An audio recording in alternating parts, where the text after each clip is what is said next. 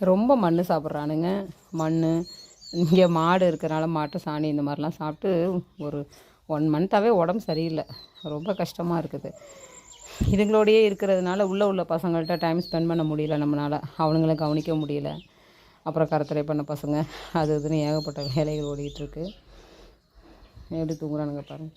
இந்த ரிப்பன் வந்து யார் என்ன பண்ணுறா, அதாவது எவன் சாணி திங்கிறான், எவன் மண் சாப்பிட்றான், டாய்லெட் சாப்பிட்றான். இந்த ஏஜ்லேயே டாய்லெட் சாப்பிடுதுங்க.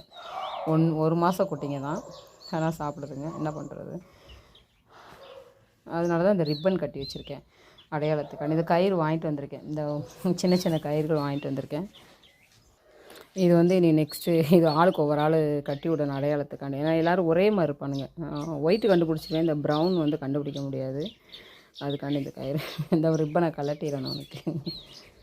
அதை வச்சு தான் அடையாளம் கண்டுபிடிச்சி நேற்று ஃபுல்லாக மருந்து 2 நாள் அதுக்கு மருந்து. 2 நாளாகவே ஆள் சரியில்லை, ரொம்ப டல்லாகிடுது. நல்லா இருக்குதுங்க, திடீர்னு டல்லாகிடுதுங்க.